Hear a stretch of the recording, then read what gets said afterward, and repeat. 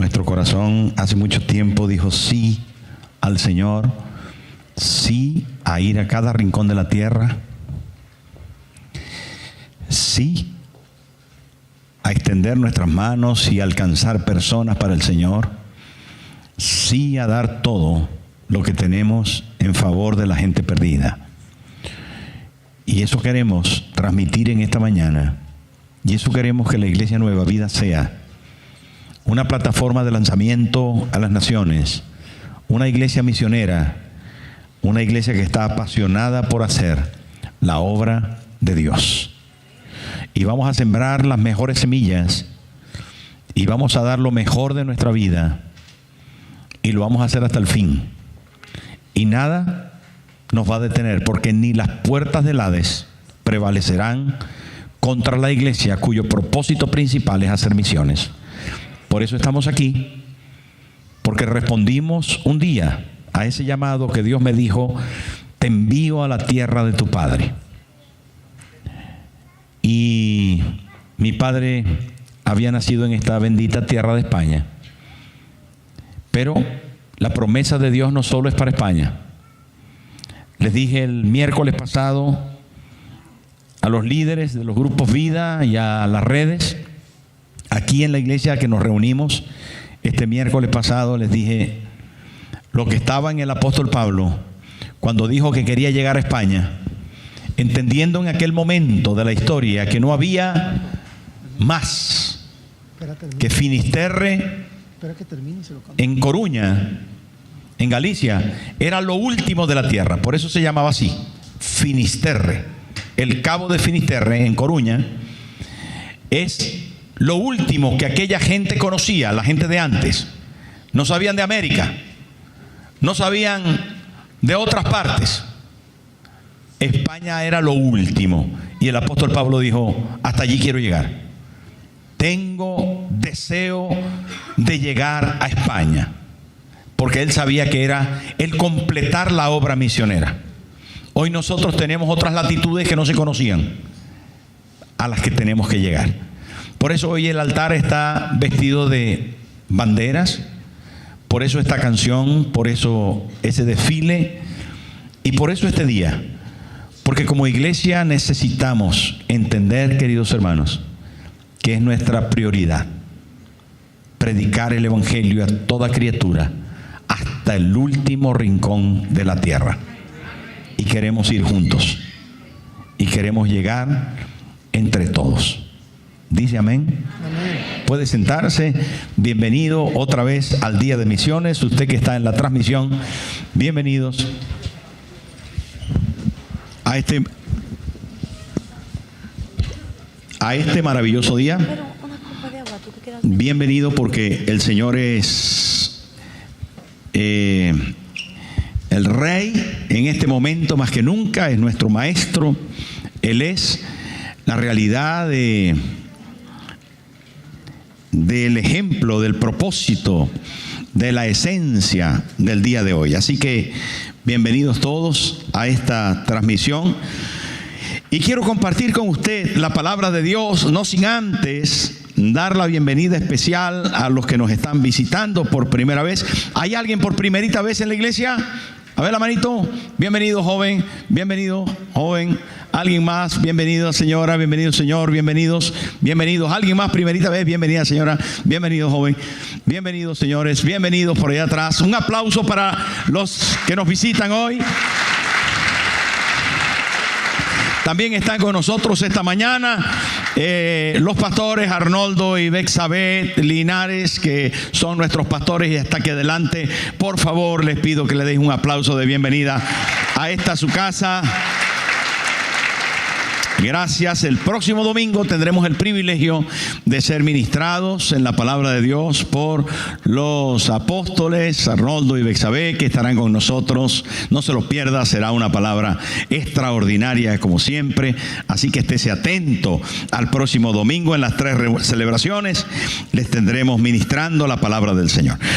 Ahora vamos a la Biblia, al libro de los Hechos de los Apóstoles, Hechos del Espíritu Santo, Hechos capítulo 13, y vamos a tomar lectura del versículo del 1 al 3, y dice así en la pantalla, en su Biblia o en su dispositivo: había entonces en la iglesia que estaba en Antioquía, no es Antioquia, Antioquia es Colombia, esto es Antioquía de Siria, profetas y maestros: Bernabé, Simón el que se llamaba Níger, Lucio de Cirene, Manaén el que se había criado junto con Herodes el tetrarca, y Saulo, ministrando, versículo 2, ministrando estos al Señor y ayunando, dijo el Espíritu Santo: apartadme a Bernabé y a Saulo para la obra que los he llamado. Entonces, habiendo ayunado y orado, les impusieron las manos y los despidieron. Queridos hermanos, qué privilegio estar hoy aquí. Yo estoy emocionado. No solo la canción, el desfile de bandera, el escuchar lo que Dios ha hecho y los proyectos como los que hablaba el pastor Samuel de traducir y de llevar las Biblias al pueblo Abajún, donde hay 4 congregaciones Nueva Vida y que hemos ido juntos. Ha crecido la iglesia. Aquí está Mauro. Tenemos que volver a llevar la Biblia ahí de mano a mano, y hay que llevar a Jenny, y tenemos que ir un buen grupo de hermanos y seguir sembrando y bendecir al Señor en la vida de otros. Y todo esto me emociona, pero no es nuevo. Ya la iglesia de Antioquía, en el libro de los Hechos, era una iglesia que hacía misiones. Era una iglesia extraordinaria, una iglesia modélica que sin duda nos debe ocupar al aprender la palabra de Dios y encontrar más y más razones para nuestra identidad como iglesia misionera y para seguir los pasos de esta iglesia modélica llamada la iglesia de Antioquía. Y así comienza la palabra. Comienza la palabra con una iglesia dinámica, práctica y que impulsa las misiones retándonos en el día de hoy. Pero en primer lugar, y de forma más breve, quiero hacerles saber de que la Biblia nos identifica, nos define quién era la iglesia de Antioquía. ¿Quiénes eran los hermanos de la iglesia de Antioquía? Y sin duda, hermano, encontramos allí la descripción. Dice: había entonces en la iglesia que estaba en Antioquía, primero estaba en una comunidad, estaba físicamente en un lugar. Y cuando digo físicamente me refiero a que los hermanos que habían sido lavados por la sangre de Cristo estaban viviendo en ese lugar y se reunían y tenían proyectos y propósitos juntos. Allí estaban, y lo primero que menciona en este pasaje es que habían en esa iglesia profetas y maestros. Entendemos de la forma más sencilla al término profeta como gente que predicaba la palabra de Dios, y a maestros, a gente que enseñaba la palabra de Dios. ¿Qué pasa? Que cuando se predica no se enseña, pues también, pero tal vez la predicación es más emotiva, es más dinámica. La predicación es a lo mejor en voz más alta, es delante de la congregación de manera más expositiva. Y el término maestro son lecciones más didácticas, más consecuentes con los principios, y digo consecuentes en el aspecto de más organizado, más estructurado, más profundizado, etcétera, etcétera. Pero cuando hablamos de profeta, también hablamos de alguien que está siendo utilizado por Dios para no solo traer la palabra de Dios al oído, sino también para conmover el corazón y hacer saber lo que Dios quiere que la persona, y de forma individual y colectiva, haga. Descubre el sentido de la vida, del propósito y del destino. Cuando hablamos de profeta, estamos hablando de alguien que Dios le usa para transmitir una palabra revelada, potente, poderosa, que conmueve el corazón.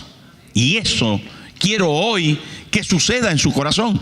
Y cuando hablamos de maestro, hablamos de alguien que toma la palabra de Dios y que la deshilacha, que la define, que la ilustra, que vuelve otra vez a dar luz y develar el contenido. Profetas y maestros.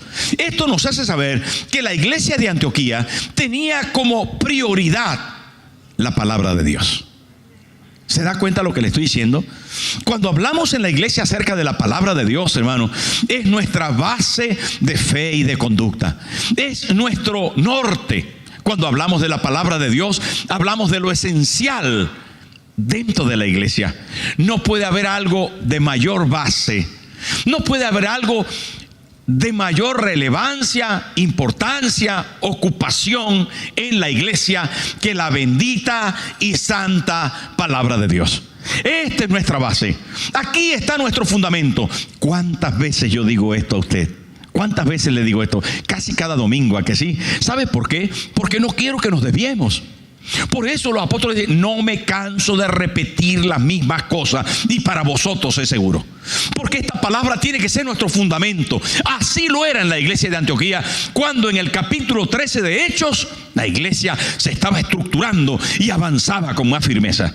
Tiene que ser la base, la palabra de Dios, que se transmite a través de los profetas y los maestros.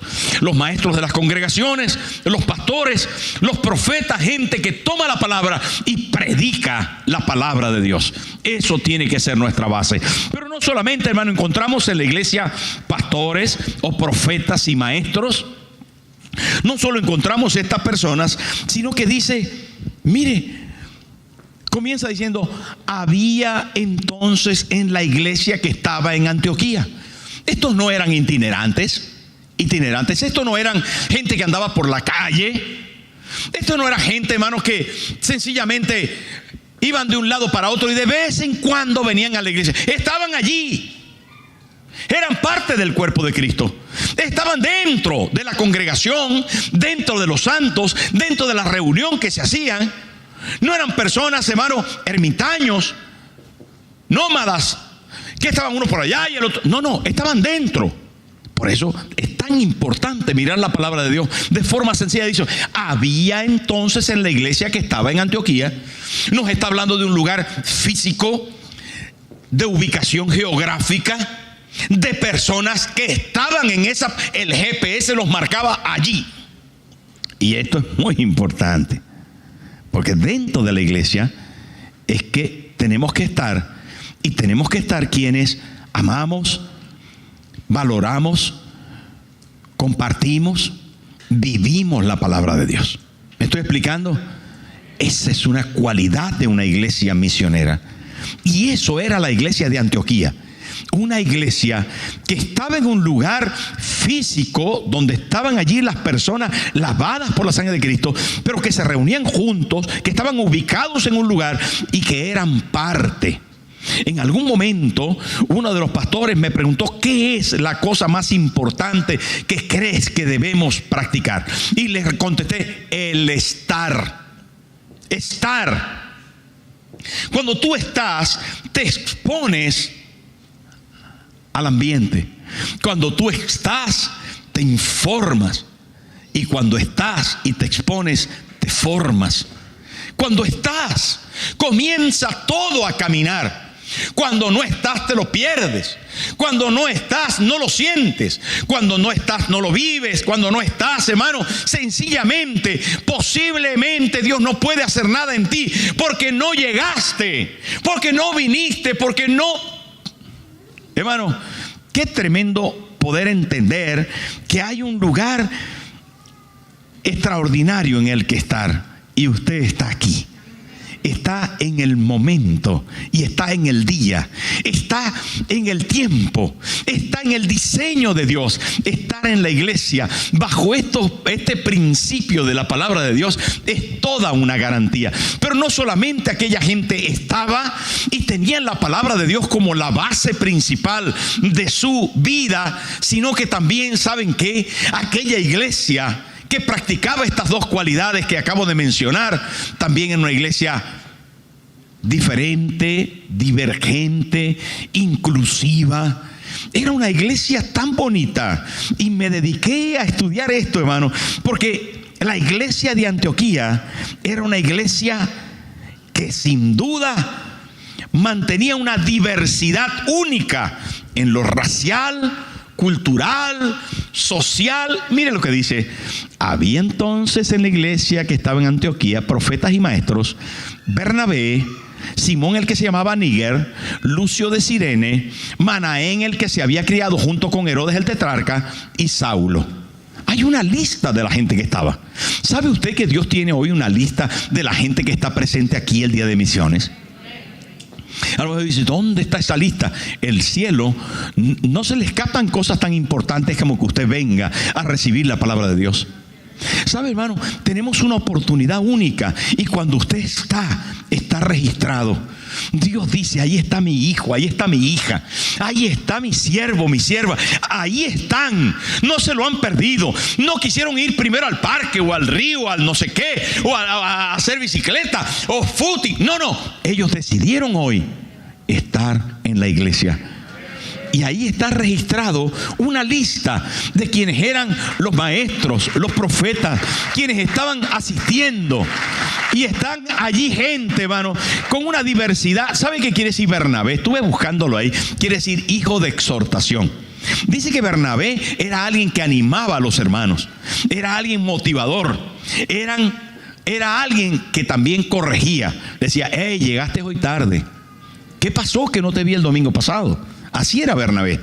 Bernabé era alguien, hermano, dinámico, extraordinario, con una relación con los hermanos muy especial. Por cierto, no solo menciona todo esto que estoy hablándoles ahora, sino muchos más detalles. Bernabé terminó siendo el primer enviado por la iglesia a hacer misiones. Era alguien con cualidades únicas y excepcionales. Pero Bernabé, queridos hermanos, mire, cuando estamos hablando de este señor, resulta que sin duda llegamos a entender de que era, alguien lo llamó el apóstol de la alegría. Por todo eso, porque era motivador, porque enseñaba, porque era entusiasta. Se dice de Bernabé que dio ofrendas y transportó ofrendas para otras iglesias. Fue alguien especial, hermano, un buen hombre, dice la Biblia, lleno de fe y del Espíritu Santo. Bernabé era muy, muy especial. Dice la Biblia de él que era levita y había nacido en Chipre, en esa isla que está en el Mediterráneo, allí cerca de Israel. Antes está Chipre, es una isla que parece un Galápago. Pues Bernabé era de ahí. Así que posiblemente su tez era más bien blanca.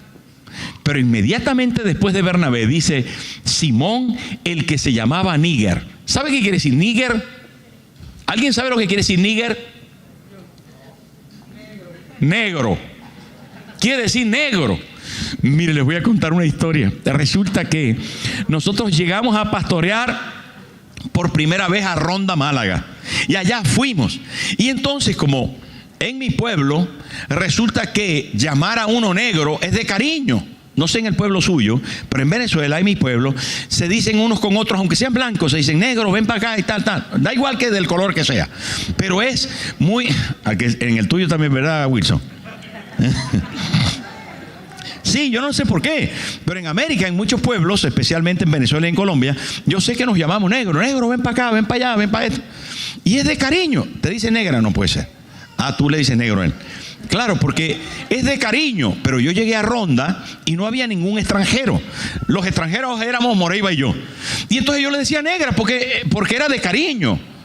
Y entonces decía negra, esto. Y entonces una hermana me llama y me dice: pastor, ¿por qué usted le dice negra a la pastora? Casi llorando, hermano, ¿sabe? Y con un así, ¿por qué le dice negra a la pastora? Pastor, no la llame así. Y yo le digo: no, pero es que es de cariño. No, pero no la llame así, pastor. Ya tuve que cambiar. Yo se lo decía de cariño, pero en otros lugares, pues no se entiende así. Aquí se llama negro porque era negro. Y porque hay negros en la Biblia, pero no se destacan como personas negras para considerarles diferentes. También hay blancos y también hay gigantes, o sea, digo, altototes y bajititos. ¿Sabe que aparecen gordototes y aparecen flaquitos? En la Biblia aparecen, hermanos, gente inteligente y personas poco capaces. En la Biblia aparece de todo tipo. Lo importante es que para la Biblia las cualidades personales o físicas no son tan importantes. Dios mira el corazón y lo enseña así. Pero para que usted sepa que aparecen mencionados, por ejemplo, etíopes de Etiopía más de 40 veces. ¿Sabe usted que la Biblia registra que Betsabé pudo haber sido negra? Sí, la mujer de Urías el Eteo, negra. Que la Sulamita de Salomón era negra. Es que las negras son guapas, no más que las blancas, ni que las morenas. Son guapas todas, pero la realidad es que la Biblia menciona a personas de tez negra. Y el eunuco etíope que evangelizó Felipe también era negro, era de Etiopía, del África. Pero aquí encontramos a uno que lo llamaban el negro. Lo llamaban el negro. Dice Simón, el que se llamaba Níger, o sea, el que se llamaba negro.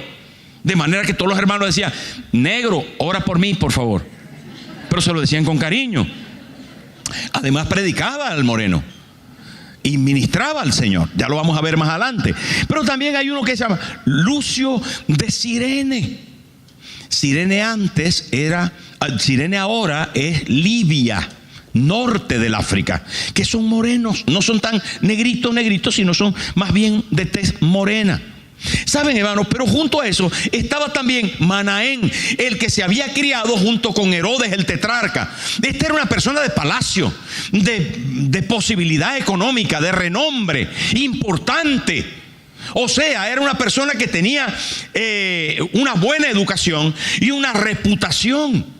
Pero además estaba Saulo de Tarso, un fariseo, una persona súper especial, criado y educado a los pies de Gamaliel, que tenía unas capacidades únicas y especiales. Saulo de Tarso. ¿Qué quiero decir con esto, hermano?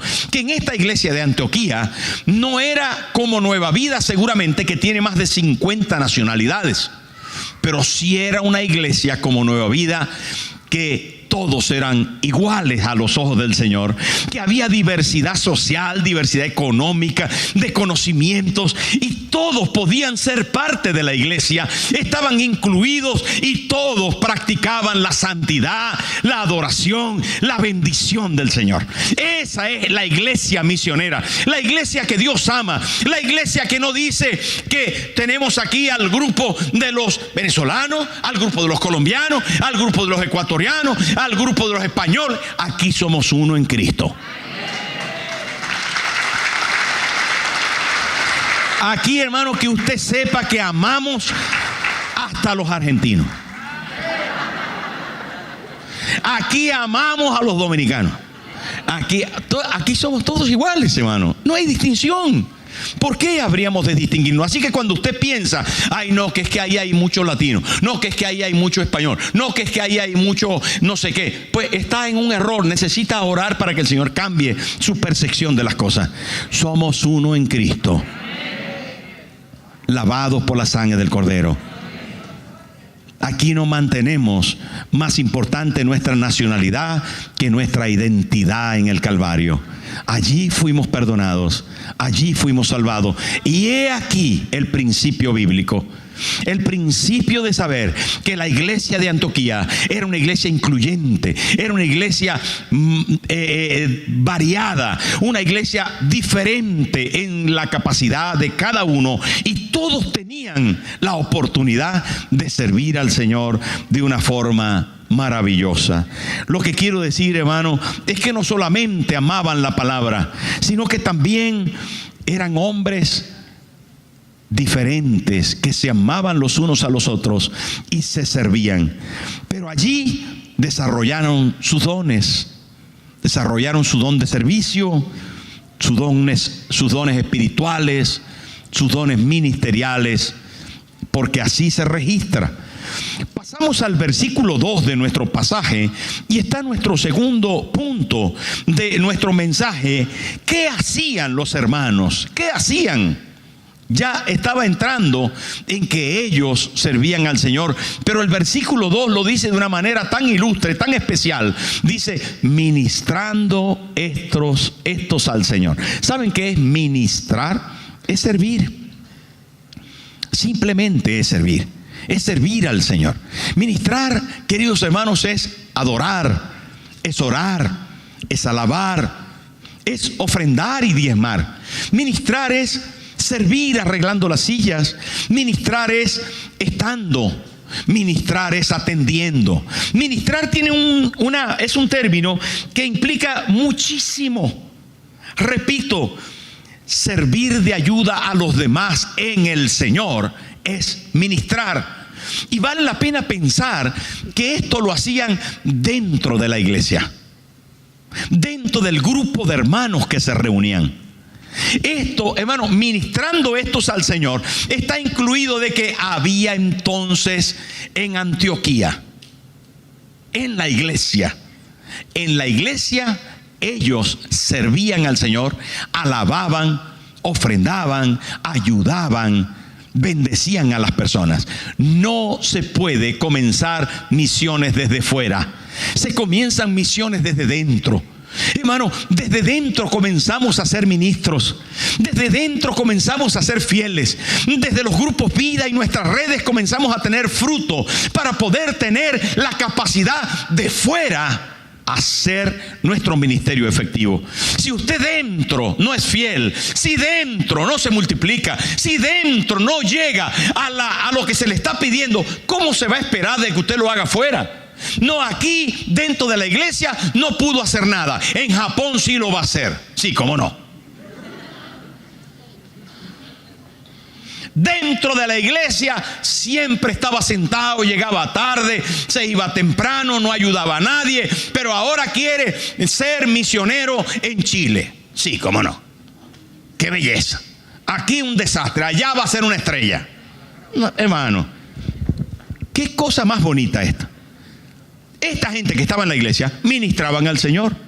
¿Y sabe quiénes estaban ahí? Bernabé, Saulo, Manaén. ¿Quiénes estaban ahí? Estos hombres diversos, diferentes. El negro estaba ahí. Gloria a Dios. Y el blanco, y el trigueño, y el moreno, y el no sé qué. Estaban ahí. ¿Y qué hacían esto? Ministrando estos al Señor. Le ministraban, hermano. ¿Saben qué? Ministraban a Dios con su adoración. Levantaban las manos. Levanten las manos. Levantaban las manos. Vamos a orar. Ellos oraban. Cuando ellos decían, hermano, vamos a ofrendar, ellos ofrendaban. Cuando ellos decían, hermano, vamos a hacer un grupo vida, iban al grupo vida. Ellos ministraban al Señor con su obediencia, con su fidelidad, con su generosidad. Pero también ministraban a los hermanos. Ellos ayudaban a los demás. Porque no solo se ministra a Dios, se ministra de Dios a los hermanos. Pero ¿saben qué?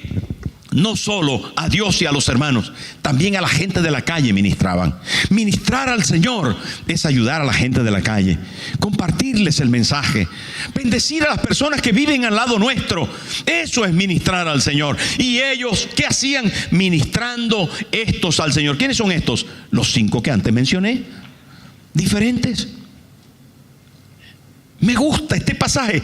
Es tan aterrizado, es tan, hermano, tan entendible, tan terreno, tan real, tan práctico, que nos tiene que mover hacia hacer misiones de manera normal, natural, ejemplar, modélica al estilo de Antioquía. ¿Y qué dice ahí? Dice, ministrando estos al Señor. ¿Qué más dice? Y ayunaban, hermano. Ayunaban. Ya viene septiembre y tendremos nuestros 21 días de ayuno. Pero hay gente que ayuna todas las semanas un día. Hay gente que ayuna un día al mes. Hay personas, hermanos, que dicen, voy a buscar al Señor porque quiero que Él me hable, quiero santificarme, quiero buscar a Dios. El otro día un hermano que estaba pasando por necesidad me dijo: pastor, he decidido hacer un ayuno porque necesito al Señor. Así lo hicieron estos. Necesitaban dirección, necesitaban fuerza, necesitaban apoyo, y ¿saben qué? Decidieron ayunar. A veces, hermano, no tenemos dirección clara, por lo menos. No escuchamos también la voz de Dios. ¿Saben por qué? Porque estamos inmersos en el quehacer mundanal. Porque nos pueden los bollos de la cafetería. Nos reímos porque es verdad, los bollos nos atacan. Nos atacan los bollos, nos atacan los pancitos dulces, nos ataca tantas cosas. Y como que de repente, hermano, de verdad, desplazamos la relación con Dios por la comida, o por producir para la comida, o por lo material de la calle. Esta gente, hermano, dijo: vamos a buscar al Señor, vamos a ayunar, necesitamos una dirección de Dios. ¿Y sabe cuál es esto es largo de poder explicar, pero no me puedo alargar, sino que quiero hacerles saber, hermano, que cuando la Biblia dice ministrando estos al Señor y ayunando, eso trajo una consecuencia. Cuando ministramos a Dios y le buscamos de todo corazón, tiene un resultado inmediato. Y está allí, es tan bonito esto, hermano. Mire, cuando nosotros adoramos a Dios, bendecimos a los hermanos y hablamos a la gente de la calle de Dios, ¿sabe qué sucede? Y le buscamos de todo corazón. Mire lo que dice detrás de la coma: dijo el Espíritu Santo. El Espíritu Santo es capaz de hablarnos cuando estamos ministrando, cuando estamos buscando. Diga conmigo: si yo ministro a Dios y a los hermanos y le busco de corazón, el Espíritu Santo me va a hablar. ¿Usted lo cree? ¿A cuántos le ha hablado el Espíritu Santo? ¿A cuántos les está hablando ahora? Amigo. Pero ¿saben qué? A veces digo: no, es que Dios no me habla, pastor. ¿Sabe por qué no te habla? Porque tiene los oídos taponados por el mundo y por el pecado. Porque ¿hace cuánto que no ayunas? Porque ¿hace cuánto que no levantas las manos de verdad y no le buscas y no oras? ¿Hace cuánto que no eres fiel con tu generosidad al Señor? ¿Hace cuánto que no evangelizas a una persona? ¿Cómo te va a hablar el Señor si estás lejos de Él? ¿Pero qué te va a decir si estás a kilómetros? Aunque te hable, no le oyes. No le oyes, no por Él, es por ti que estás taponado. Y fíjese qué consecuencia más bonita: ministrando estos al Señor y ayunando, dijo el Espíritu Santo. Esto es espectacular, me encanta. El Espíritu Santo sigue hablando como hablaba la iglesia de Antioquía, y nos quiere hablar. Y hoy tengo una palabra de Dios para ti. Hoy quiero decirte que Dios te está llamando. Te está llamando. Y hay una palabra que resonó en mi corazón cuando estaba estudiando esto. Dios te está llamando. ¿Y sabes qué quiere decirte el Señor esta mañana? Apártate. Apártate para mí. Apártate porque te quiero usar. Apártate porque tengo un plan para ti. Apártate porque yo voy a hacer contigo cosas maravillosas que ni te imaginas. Apártate. Y eso tronó en la iglesia de Antioquía. Y el Espíritu Santo dijo: apartadme. Porque nadie, hermano, que no se aparte para Dios puede servirle como Él quiere. Si usted no se aparta del mundo, si usted no se aleja de la contaminación mundanal, si usted no abandona el pecado, si usted no se corrige de una vez por todas, si usted definitivamente, hermano, no dice: primero es Dios en mi vida, ¿cómo le puede servir al Señor de señores? ¿Cómo puede servir a quien tiene y exige la prioridad? ¿Cómo?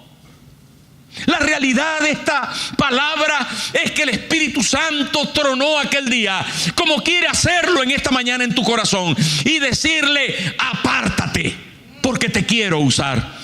Eso es el elemento principal de una iglesia misionera. Cuando en el corazón de una persona hace mella y dice: tú vives para Dios, tú eres de Dios, te necesito a ti.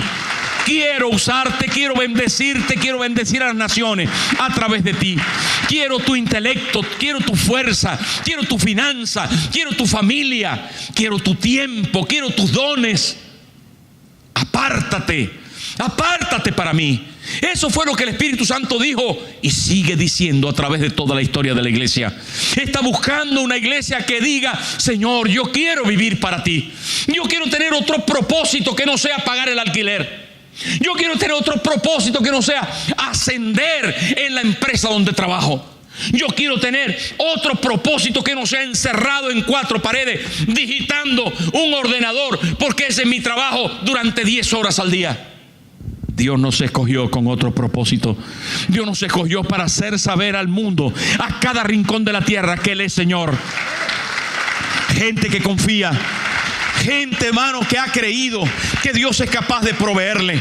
Gente definitivamente que tiene a Dios como su proveedor, sanador y Señor de su familia.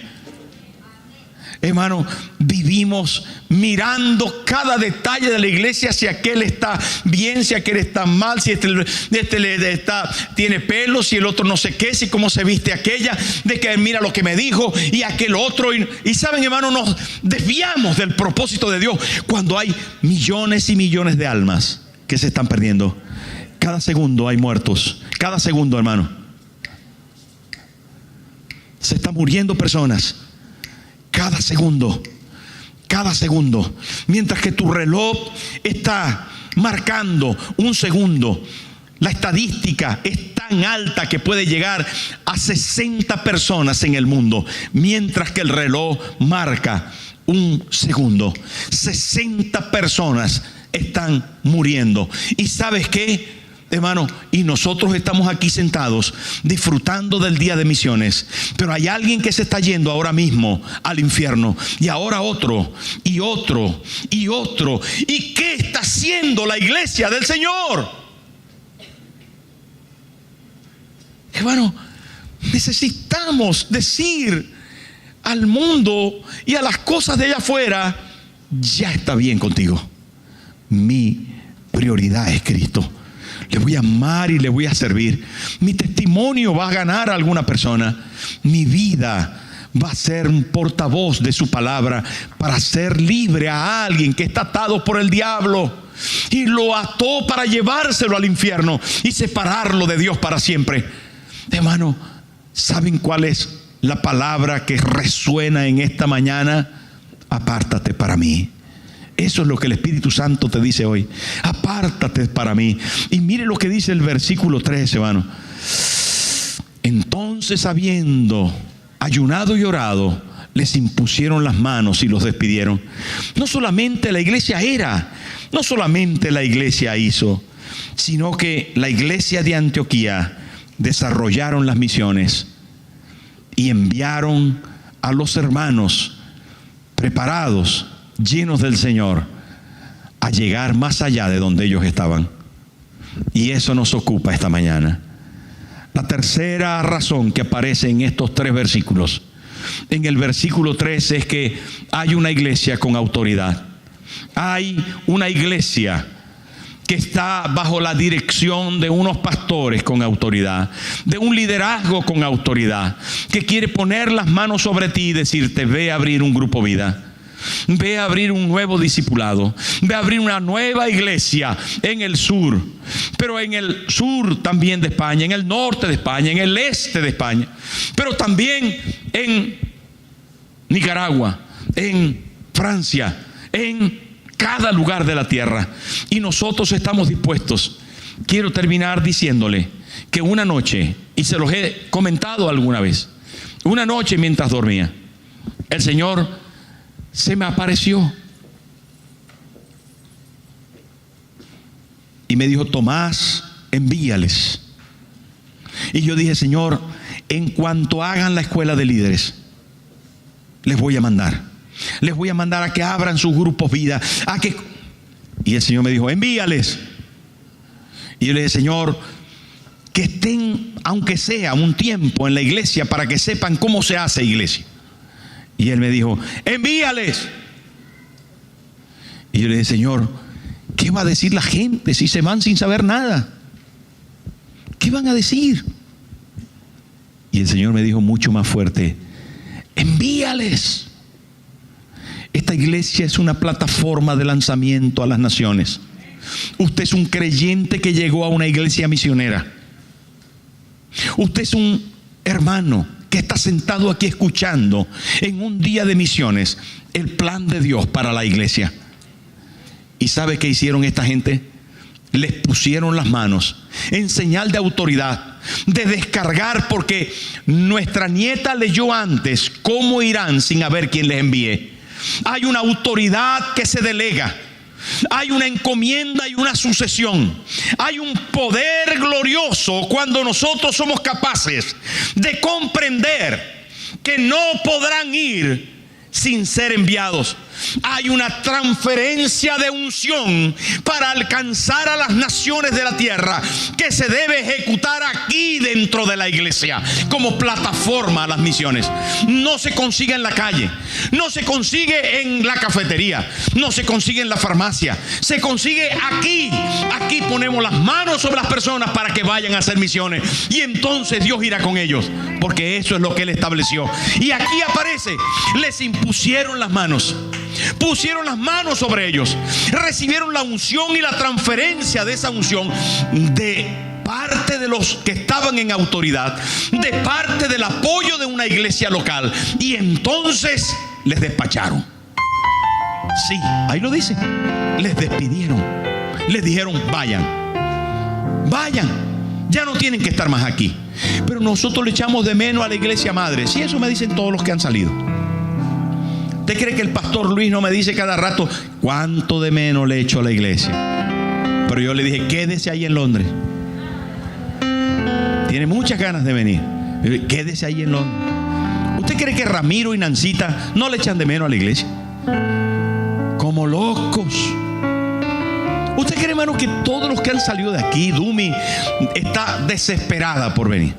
Dice, pastor, no se imagina lo mucho que quiero estar allí en Madrid, en la iglesia, entrar por la puerta de la iglesia, volver a estar en mi culto. No se imagina, hermano, lo que significa la iglesia. Pero ¿sabes cuál es el lugar de algunos de los que están aquí sentados hoy? ¿Sabes cuál es? Las misiones. Y yo hoy quiero retarte y encender tu corazón. Encender tu corazón para que comiences aquí ahora a ser parte de misiones. Llegó la hora. Llegó la hora de separarte. Llegó la hora, hermano, de sentir esto y vivirlo. Llegó la hora de que tu vida tiene que concentrarse en comenzar a dar fruto, en ser útil aquí, en ministrar al Señor aquí, y en decir, Señor, yo quiero ir. Me estoy separando de este mundo. Me estoy apartando del mal. Estoy renunciando al pecado y quiero ir.